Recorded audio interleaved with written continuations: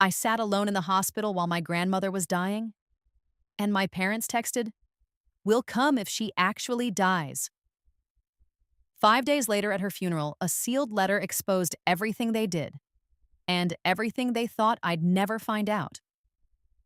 My name is Mia Wilson. I'm 32, and I work as a hospice nurse in Cleveland. On February 9th, 2024, at exactly 9:02 p.m., my grandmother Eloise died after emergency surgery. I was sitting alone in the waiting room. I had called my parents over and over, neither of them showed up. 25 minutes after my first call, my dad, Jude, finally texted me, "You're already there. We'll come if she actually dies." She did. 5 days later at her funeral, the pastor opened a sealed note my grandmother had left. The first line read, "If Jude is here, do not let him speak for me." What my parents didn't know was that my grandmother had been preparing for that moment for a long time. And they definitely didn't know I'm a hospice nurse who documents everything. Every timestamp, every missed call, every visitor log, every lie. If you've ever been left alone while someone you love was dying, subscribe and tell me where you're watching from. Because this isn't just my story, it's a warning. Let me take you back to the beginning. The call came at 3:36 p.m. on a Friday. I was finishing my shift at Lake Erie Hospice, sitting in the break room with a cup of coffee I hadn't even touched. My phone rang. Metropolitan General Hospital. After 9 years in hospice, you learn to hear the truth in someone's voice before they finish speaking. The charge nurse transferred me to Dr. Julianne Rhodes, and she got straight to the point. "Miss Wilson, your grandmother Eloise was brought in by ambulance 15 minutes ago. Perforated bowel, advancing sepsis. We need to operate within the hour. This is high risk. Her age, the infection, the strain on her heart, she may not survive." I grabbed a napkin and started writing. Ruptured diverticulum, peritonitis, high risk. I didn't need to write it. I knew exactly what it meant, but it helped me stay in control. "I'm coming," I said. 10 minutes. "Is there other family we should contact?" "I'll call them." I hung up and immediately called my dad. 3 rings, voicemail, then my mom. 5 rings, voicemail. I just stared at my phone, trying to process how neither of them picked up during a family emergency. Then I opened our family group chat, the one my mom created because families need to stay connected, and typed, "Grandma in emergency surgery, Metropolitan General Hospital, critical, need you here now." Sent at 3:55 p.m., it showed delivered right away. Seconds later, read by Jude, read by Dana. I waited. Nothing. I grabbed my coat and bag, knocked over my untouched coffee, and left. The hospital was only 8 minutes away. I drove with my phone on the passenger seat, screen up, just waiting for it to light up. Anything. At 4:07 p.m., it finally buzzed. Not a call. A text from my dad. "You're already there. We'll come if she actually dies." I read it once, then again, then a third time. A car honked behind me. The light had turned green. I drove. I parked in the garage, level 4, spot B41, and took a picture of the sign so I wouldn't forget. Then I went inside, took the elevator to the ICU, and checked in. The nurse, Holly, handed me visitor badge A1367. "Are other family members coming?" "They said they were," I replied. I don't know why I lied. Maybe because saying out loud that my father would only come if his mother died felt too humiliating. Holly walked me to the ICU waiting room. Pale blue walls, 7 chairs, a vending machine, and a window overlooking the parking lot. There were already 8 people there. An older man asleep, a woman on the phone, 2 daughters whispering. I sat in chair K6, facing the hallway to the OR. At 5:20 p.m., they took Eloise into surgery. A nurse told me it could take 3 to 5 hours. I nodded. Then I texted my parents again. "She's in surgery." Read at 5:24 p.m. No reply. For the next 3 hours, I sent updates every 30 minutes like I was filing a report. Still waiting. No news yet. Surgeon hasn't come out. Every message was read within minutes. Not one got a response. At 6:56 p.m., another nurse asked if my family would be there soon. "They're on their way," I said. Another lie. At 7:33 p.m., I bought coffee from the vending machine. It was too hot. I burned my tongue, but I kept holding the cup because I needed something in my hands. An older woman next to me asked, "How long have you been waiting?" "Over 2 hours." "Is your family with you?" I looked at her. I wanted to tell the truth. Instead, I said, "They're coming." She smiled softly. "Good. No one should wait alone." I went back to my seat before I started crying. At 9 p.m., the shift changed. A nurse named Becca checked the visitor log, then looked at me. "Still just you?" I nodded. "Do you need us to call anyone?" "No," I said. "They know." At 9:16 p.m., the OR doors opened, and Dr. Rhodes stepped out, still in her surgical cap with her mask pulled down. I stood up right away. I've seen that expression so many times at work. I knew exactly what it meant. She walked toward me. "Miss Wilson, I'm so sorry.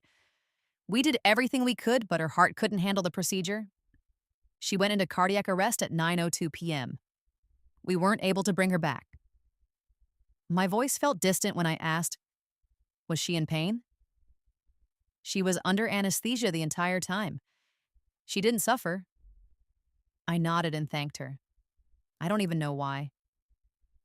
They let me see Eloise in a small room off the ICU. She looked smaller than I remembered, fragile somehow. Her hands were still warm. I stayed about 10 minutes. I sat beside her and whispered, "I'll protect you. I don't care what they say. I'll make sure people know who you really were." Then I walked out, sat on a bench near the elevators, and called my dad. He picked up on the second ring. "Yeah? Dad? Grandma didn't make it. She died in surgery." There was a pause. 5 seconds. Then he said, "Okay, we'll handle arrangements tomorrow." I waited for more. Anything. "That's it?" I asked, my voice breaking. "That's all you're going to say?" "What do you want me to say, Mia? She's gone." "I want you to say you're sorry you didn't come. I want you to ask if I'm okay."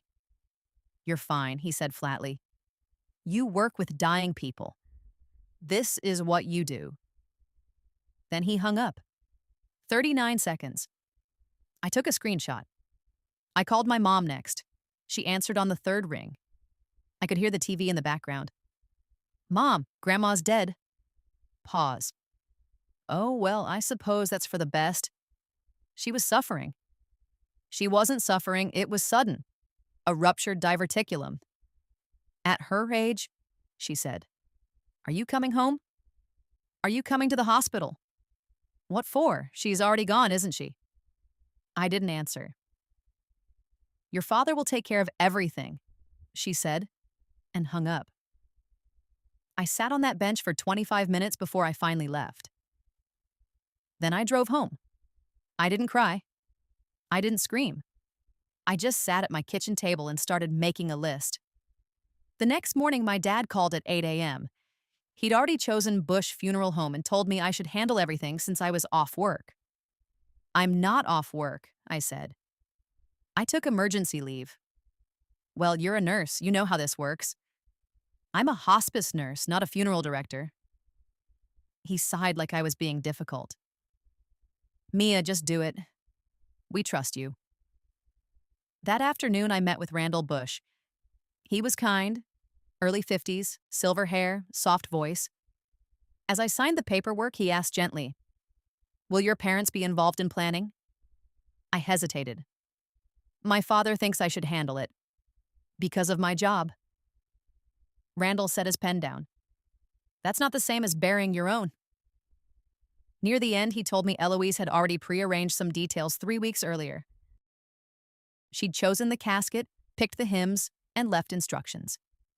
She'd also left 2 sealed envelopes, one with Pastor Sullivan at St. Malachi, and another with her lawyer, Arthur Brennan. "Did she say what was in them?" I asked. He shook his head. "Only that they're to be opened if certain people are present." something cold settled in my chest. Over the next 3 days, I barely slept. I kept replaying my dad's text. Will come if she actually dies. I couldn't stop thinking about how neither of them ever called the hospital. Not once. On February 12th, around 1 a.m., I opened my phone and started counting. 12 missed calls, 9 texts during surgery, 1 reply. I took screenshots of everything. I didn't even know why, I just couldn't stop. The next day, I requested the official visitor log from Metro Health. They printed it that afternoon. February 9th, 2024. Patient, Eloise Wilson. Visitor, Mia Wilson. Badge A1367, 4:22 p.m. to 9:56 p.m. No other names. That same day, I went to Eloise's house to pick out clothes for the funeral. On the kitchen table, there was a manila envelope with my name on it, in her handwriting. Mia. Open if I don't come home. Dated February 2nd, 2024. I sat at her purple Formica table and opened it. Inside was a handwritten letter, photocopied hospital documents from 2016, and a USB drive labeled voicemails. The letter began, Mia, if you're reading this, I'm gone. I need you to know some things while the truth still matters. She wrote that she never expected my father to come, and that she'd made peace with that. She told me she'd asked Dr. Rhodes to call only me if things got critical, and she'd signed the paperwork to make it official. You've always been the one who stayed, she wrote. When I was lonely, you came. When I was scared after my stroke, you sat with me. You never checked your watch. You just stayed. Then came the part that hit hardest. Your father visited me once during my stroke recovery in 2016. Once in 7 weeks, 21 minutes, and 13 of those were spent asking if I'd thought about selling the house. I kept the visitor log. It's in this envelope. I've kept everything, Mia, she wrote, because I knew one day I'd need proof. My hands were shaking as I looked through the copies. Cleveland Clinic main campus, November 2016. Eloise admitted November 2nd after a stroke. 5 days of acute care, then 7 weeks of rehab. Visitor logs. Mia Wilson, 8 visits. Jude Wilson, 1 visit. November 4th, 10:05 to 10:26. a.m. Dana Wilson, 0 visits. 21 minutes. That's all my father gave his own mother during 7 weeks of recovery. And I hadn't known because he told me she was fine. That they had everything handled. That I didn't need to worry. I felt sick. I plugged in the USB drive. 6 audio files. All dated. November 6th, 2016. My dad's voice, casual. Hey, Mom. I know you're in rehab, but I've been thinking, have you considered selling the house? It's a lot to manage now. 36 seconds. No, how are you? Just the house. November 8th. Mom, I talked to a realtor. He says maybe 550, maybe more. Just think about it. Love you. Love you. Like punctuation. May 12th, 2018. Hey, Mom. Hate to ask, but we've got some repairs. Could you lend me about $4,500? I'll pay you back in a couple months. I opened the bank records. Highlighted in red. May 15th, 2018. Withdrawal, $4,300. In Eloise's handwriting. Asked May 12th. Promised repayment soon. Never happened. There were 3 more voicemails. Same pattern, money, problems, things he couldn't cover. In 2021, he asked for $1,700 for car repairs. She gave it. Another note in her handwriting. Second time. Still no repayment from 2018. Total $6,000. Never paid back?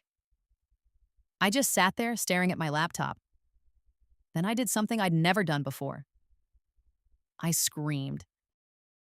I slammed my fist on the table and shouted into the empty room, "You called her for money while she was learning to walk again?" My voice echoed, then faded. I sat back down, opened a spreadsheet, and started building a case. Evidence log. Jude Wilson. 6 voicemails requesting money or pushing a house sale, 2016 to 2021. 1 hospital visit during 7-week stroke recovery, 21 minutes. $6,000 borrowed, never repaid. 12 unanswered calls during emergency, February 9th, 2024. 8 ignored text updates during surgery. 1 reply, will come if she actually dies. 0 hospital visits. I saved the file. And in that moment, I made a decision. I wasn't going to let my grandmother's story disappear. I was going to use everything I knew, documentation, timelines, proof, to show people exactly who my father was. The funeral was on February 14th at St. Malachy Catholic Church. I arrived early. By the time the service began, 63 people had signed the guest book. My parents walked in at 10:21 a.m. My mom wore dark green with pearls. My dad was in a black suit, calm, composed, one hand resting on her arm. They sat in the front row. I sat 2 rows behind them. Pastor Sullivan gave the eulogy. About 9 minutes. He spoke about Eloise's faith, her garden, her kindness, her love for family. My father dabbed his eyes with a handkerchief. When the eulogy ended, the pastor paused. There is one more thing. He reached into the podium and pulled out an envelope sealed with white wax. Eloise's handwriting was on the front. She left this with me 7 days before her surgery, he said. She asked that I open it only if certain people were present. Then he looked straight at my father. The envelope says, if Jude is here, do not read this aloud. Give it to Mia privately. The room went completely still. My father's face went pale. My mother leaned in and whispered, what is that? Pastor Sullivan stepped down and handed it to me. She wanted you to have this. My dad stood up. That's my mother's writing. I have a right. Her wishes were very clear, Jude, the pastor said calmly. Then he returned to the front and continued the service. I stood up, walked to the restroom, locked myself in a stall, and opened the envelope. 2 pages. Cream paper, dark ink. Mia, if you're reading this, I'm gone. And Jude showed up at my funeral. I knew he wouldn't come to the hospital. He never does. Not when it costs him something. In 2016, when I had my stroke, he visited once. 21 minutes. 13 of those were spent asking about selling the house. I kept the log. I kept the bank records from when he borrowed $4,300 in 2018 and $1,700 in 2021. I kept the call logs. He calls once a month, always Saturday. I told Dr. Rhodes to contact only you if things became critical. I signed the paperwork. It's legal. I will not die waiting for him to care. You stayed, Mia. You always have. You are the daughter I needed.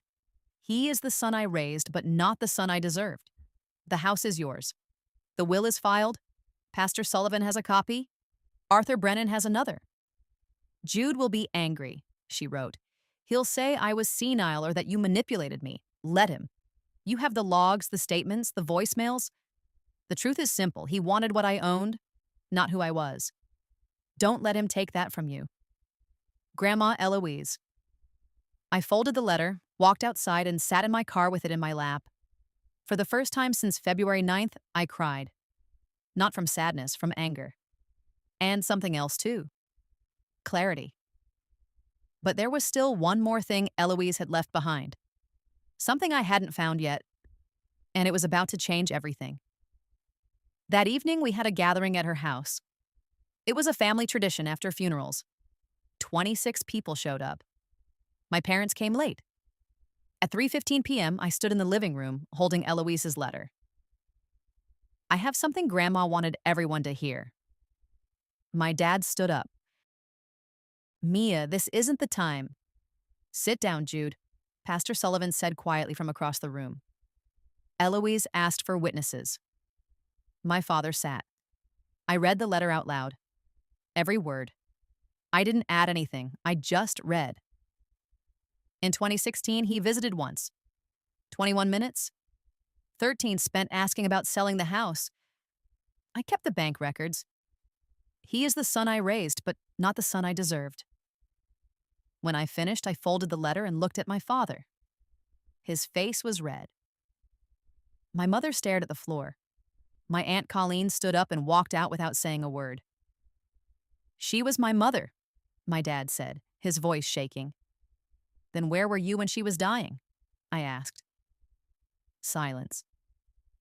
You texted me, "We'll come if she actually dies." Do you remember that? We were busy. You were already there. She told the hospital not to call you, I said, because you taught her not to expect anything. I pulled out my phone. She left the house to me. The will is filed. If you want to challenge it, go ahead. I have more than enough proof for a judge. My father grabbed his coat and walked out. My mother followed him without even looking at me. I stood there in Eloise's living room, surrounded by people I barely knew, and for the first time in days, I felt relief. But it didn't last. 5 days later, I got a call from her lawyer, Arthur Brennan. Mia, there's something else you need to see. Eloise left a second envelope with me. She asked me to give it to you 2 weeks after the funeral. I met him the next morning at his office. He handed me a smaller envelope sealed with tape. My name was written on it. Open February 23rd, 2024.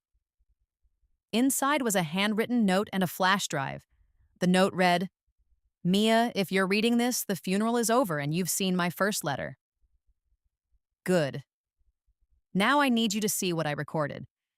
This is the part Jude can't explain away. Watch it alone, then decide what to do. I trust you. Grandma. I went home, plugged in the flash drive, and opened the only file. Eloise_confession_January_27_2024.mp4. The video started. Eloise was sitting in her living room, facing a camera on a tripod. She wore her reading glasses and a soft yellow cardigan. In the corner, a timestamp read, February 2nd, 2024, 7 days before her surgery. She took a slow breath and began. My name is Eloise Wilson. I'm 77 years old. Today is February 2nd, 2024.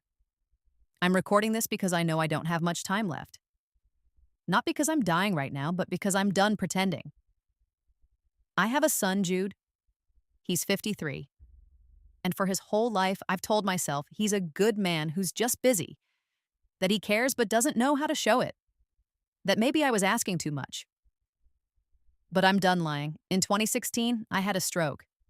I spent 7 weeks in rehab learning how to walk again. Jude visited once. 21 minutes.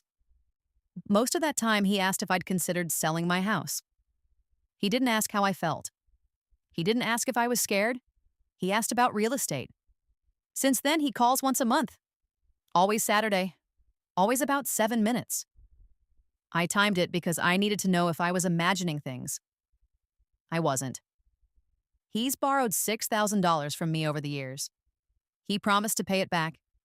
He never did. I didn't ask for it. I didn't want to fight. I wanted to believe he still loved me, but he doesn't. And I know that now. So I'm leaving my house to my granddaughter, Mia. Not just because Jude doesn't deserve it, though he doesn't, but because Mia is the one who stayed. When I was lonely, she came. When I was scared, she listened. She never checked her watch. She never asked for anything. She just stayed.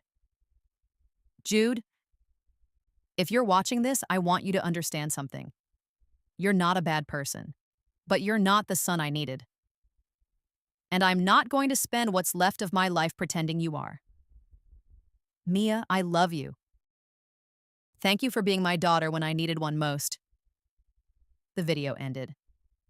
Eloise leaned forward and turned off the camera. I just sat there, staring at the screen, tears running down my face. Then I replayed it and noticed something I hadn't seen before.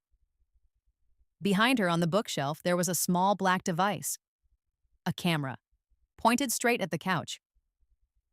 I paused the video, zoomed in, and my stomach dropped. Eloise had been recording everything. I grabbed my keys and drove straight to her house. I went into the living room, moved the books, and found it. A tiny wireless camera. Still on. Still uploading to the cloud. I logged in using the password she'd written on a sticky note. Mia Stays 2025. There were over 180 hours of footage going back to April 2023. Most of it was nothing. Her reading, watching TV, watering plants. Then I found a file dated November 17th, 2023, 10:48 a.m. I clicked play. The camera showed her living room. She wasn't there, but my parents were. I turned up the volume. "Jude, she's not going to last much longer," my mom said. "Dr. Rhodes said her heart is getting worse." "So, what do we do?" she asked. "We wait," my dad said. "Once she's gone, the house is ours. I already talked to a realtor. We can list it for $550, maybe $600 if we stage it right." "But what about Mia? She's always here." "Mia's soft. She'll be sad, but she'll get over it. We're next of kin. The house goes to us." "Are you sure? What if your mom made a will?" He laughed. "She's 77 and forgetful. She hasn't updated anything since Dad died." "Trust me, we're fine."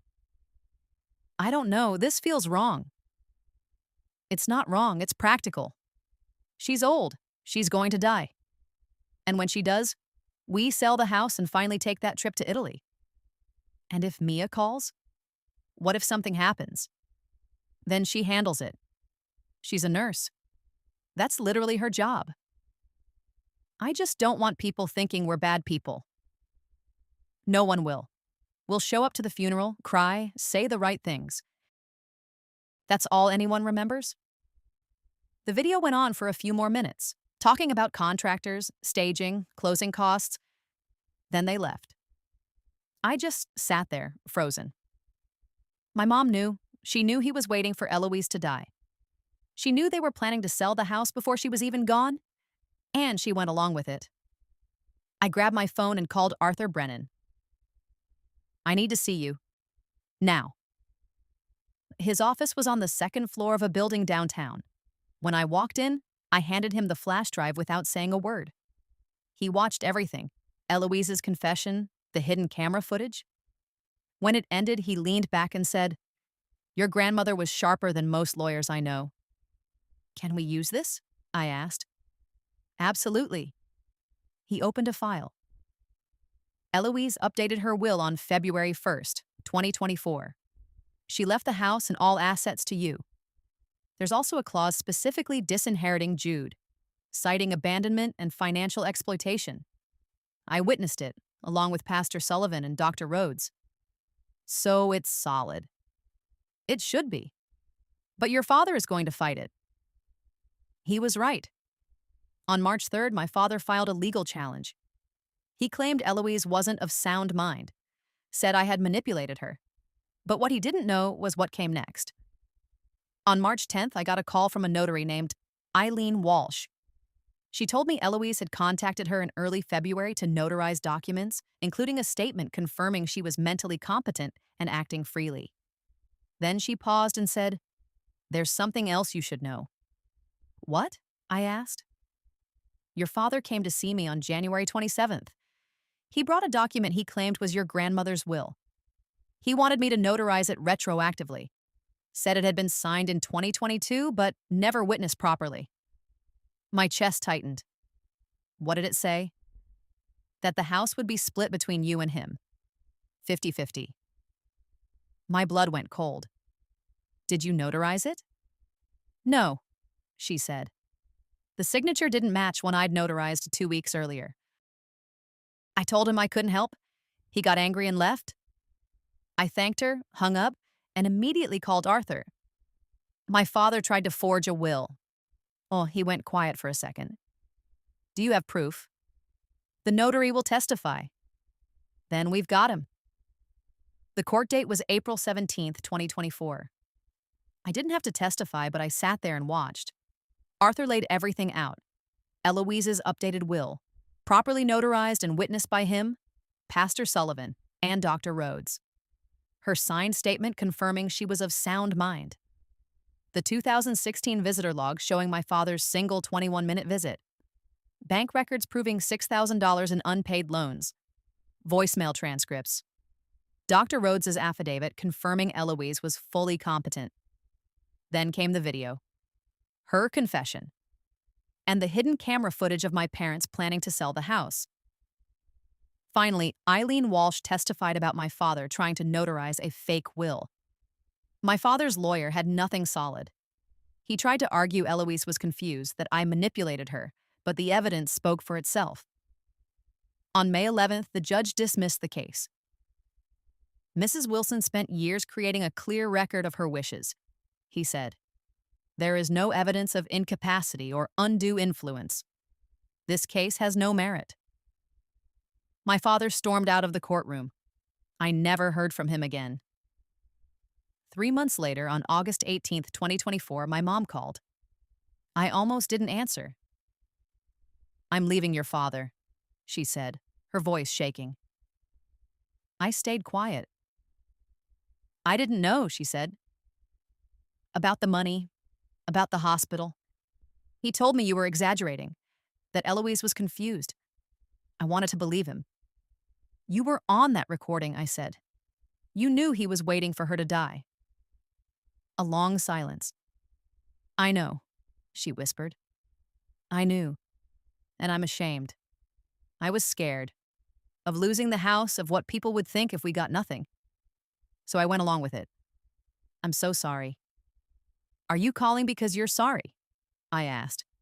"Or because you lost?" Another pause. "Both," she said. "I can't stay with him anymore, not after what he did, not after what I allowed." "Good," I said. "Can I visit sometime? I know I don't deserve it. I'll think about it."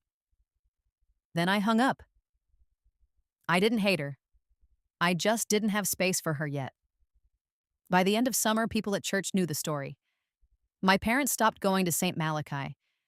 I heard they joined another parish across town where no one knew them. The house was mine, legally and morally. But I wasn't done. Eloise had left me one more gift, and this one wasn't about justice. It was about healing. On February 15th, 2025, I moved into her house. It was unusually warm for Cleveland. 51 degrees, sunlight breaking through the clouds. The first thing I did was plant red roses in the front yard, her favorite. I found her old gardening gloves in the shed, still smelling like soil and aloe cream, and used them to dig. Inside, I created a memory wall in the living room. Photos of Eloise in her garden, at my graduation, laughing at something I couldn't even remember. In the center, I framed her advance directive. In the event of critical illness or end-of-life care, only Mia Wilson is to be contacted and present. Below it, I placed a small plaque. Dignity at the end is earned, not inherited. Eloise Wilson, 1947 to 2024. People asked why I would display something so painful. I told them the truth shouldn't be hidden. Eloise spent too long protecting people from it. I wasn't going to do the same. And I didn't stop there. In January 2026, I used part of her estate to start the Eloise Wilson Dignity Fund, a nonprofit to help elderly people who've been abandoned by their families. We focus on 3 things: legal support, helping seniors update wills, directives, and protections; documentation, recording testimonies, organizing evidence, protecting them from exploitation; emergency aid, covering hospice care, housing, or funeral costs when families walk away. In the first 2 months, we helped 13 people. One of them was Rosemary, 83. Her son had drained her savings and stopped visiting. We helped her get a lawyer, recover her money, and secure her future. And for the first time in a long time, I felt like something good had come out of all of it. She recorded a video testimony, just like Eloise. "I'm not going to let him erase me," she said. Another was a man named Bernard, 79. His daughter only called when she needed money. We helped him create an advance directive that clearly excluded her from medical decisions. When he passed a month later, his wishes were honored. His grandson, the one who visited every week, inherited everything. Every time I help someone, I think about Eloise sitting in her living room, recording that video. She knew she wouldn't be there to see it used, but she knew it would matter. I still work at Lake Erie Hospice. But now, when I see the warning signs, the absent child, the silence, the sudden interest in wills, I don't just document it in a chart. I tell them about Eloise. I tell them they have options. I tell them they don't have to spend their final days hoping someone will care. In early March 2026, I got a call from a woman whose mother was in hospice. Her brother hadn't visited in weeks, but he'd already called twice asking about the house. "What do I do?" she asked. I thought about Eloise. The logs, the voicemails, the video. Document everything, I told her. Not to punish him, to protect your mother's wishes. Ask her what she wants and honor it. Even if that means he's not there at the end, especially then. The call lasted 13 minutes. After it ended, I looked at the framed visitor log on my desk, the one from February 9th, 2024, with just one name on it. Mine. I don't keep it there as a wound. I keep it as a compass. On March 20th, 2026, I'm sitting at Eloise's purple Formica table, drinking tea from her favorite chipped mug. Outside, the red roses are blooming. I think about that night in the ICU waiting room, how I sat there alone, lying for people who didn't deserve it, holding a cup of coffee just to have something in my hands. I think about my father's text. "Will come if she actually dies." He showed up for the funeral where people could see him, where grief could be performed. But not when it mattered. Not when she was alive. And I think about Eloise sitting in this same kitchen 2 weeks before her surgery, writing letters, recording videos, sealing envelopes. She knew he wouldn't come. She knew I'd need proof. She knew people would tell me to forgive, to let it go, to be the bigger person. So she made sure I didn't have to. Last week, I installed a small speaker in the living room. It quietly plays her final words whenever someone visits. "Mia, I love you. Thank you for being my daughter when I needed one most." It's not morbid. It's a reminder that showing up isn't a favor. It's the point. That dignity at the end isn't inherited. It's earned. And that if someone is waiting for you to die just to take what you have every right to protect yourself. Eloise did. And she won. The visitor log is still on my desk at work. February 9th, 2024. Visitor, Mia Wilson. Badge A 1367, 4:22 p.m. to 9:56 p.m. Just one name. But it was the right one. Because at the end of a life, the only thing that matters is who stayed. And I stayed. If this story meant something to you, do one thing. Share it with someone who's caring for an aging parent or grandparent. Share it with someone who feels alone. Share it with someone who needs to hear they're not. And if you ever feel like people are waiting for you to be gone so they can take what's yours, do what my grandmother did. Document everything. Record your truth. Protect your choices. Because the people who love you will show up. And the ones who don't will show up too. Just not for you. Don't let them erase you. Showing up isn't optional. It's a moral obligation.